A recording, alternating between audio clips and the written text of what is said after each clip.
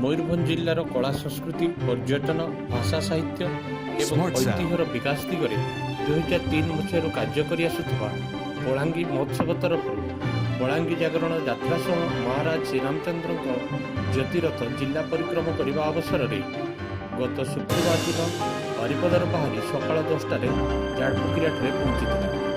यह अवसर में बलांगी महोत्सव प्रतिष्ठाता संपादक श्रीजुक्त शरद चंद्र नायक एवं संगठन संपादक श्रीजुक्त दीपक कुमार नायक एवं बहु कर्मकर्ता रथ सहित उपस्थित थे।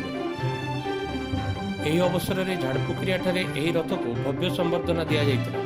प्रथमे एनवाईपी टीम तरफ एक भव्य संबर्धना ज्ञापन करा जाइतिला।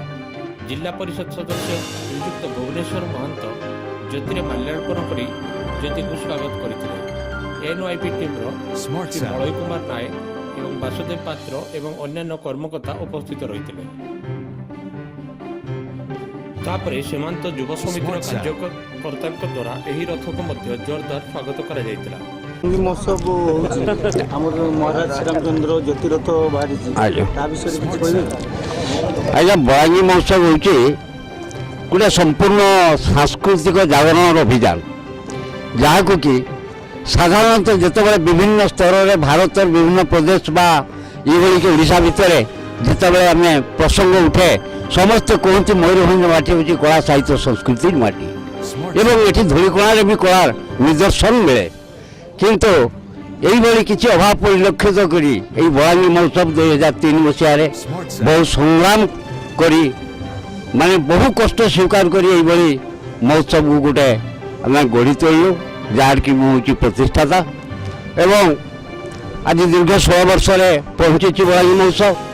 ये हूँ एक सांस्कृतिक जागरण अभियान एवं सांस्कृतिक जागरण कहले केवल जदि मयूरभंज को आज समग्र भारत वर्ष कला क्षेत्र तथा दान धर्म सर्व क्षेत्र में जे एकमात्र आज प्रशंसनीय कर गढ़ी तोड़ी से होती आमर पूर्वतन महाराज जी की प्रातः स्मरणीय राजर्षि महाराज श्रीरामचंद्र भंजदेव।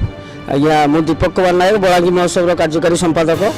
आम बलांगी महोत्सव 2003 मसीह आरंभ हो जिले में अवलुप्त प्राय भाषा साहित्य कला संस्कृति पर्यटन और ऐतिह्य विकास क्षेत्र में प्रचार प्रसार क्षेत्र में कार्य कर विगत 2017 मसीह आमर जिला व्यापी जो बलांगी सांस्कृतिक जागरण यात्रा आरंभ होती एवं सांस्कृतिक जागरण यात्रा विगत वर्ष मध्य समग्र जिलार 4टी जाक सब परिक्रमा करथिला। चलित वर्ष द्वितीय वार्षिक सांस्कृतिक जागरण यात्रा एवं महाराजा श्रीरामचंद्र भंजकर ज्योतिर जो रथ देखुंट रथ मध्य समग्र जिला परिक्रमा कर अतीत मयूरभंज राज्यर 4टी जाक राजधानी खिचिंग बहलदा हरिपुर और बारिपदा 4टी जाक राजधानी को छुँची। आम बारिपदा माँ अंबिका मंदिर निकटर आज सकाल 7 घटिका समय शोभा आरंभ होती।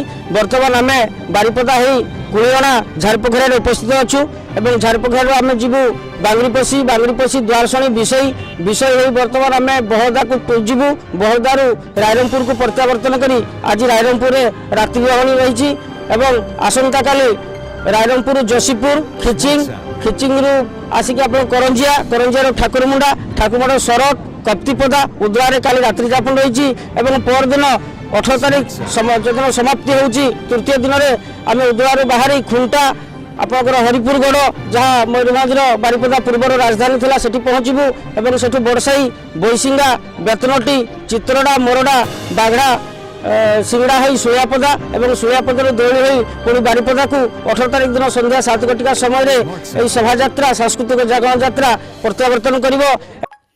मयूरभंज जिलार आदिवासी मध्य सामाजिक और सांस्कृतिक समन्वय रक्षा तथा भाईचारार परंपरा उज्जीवित रहू यही आमर कामना।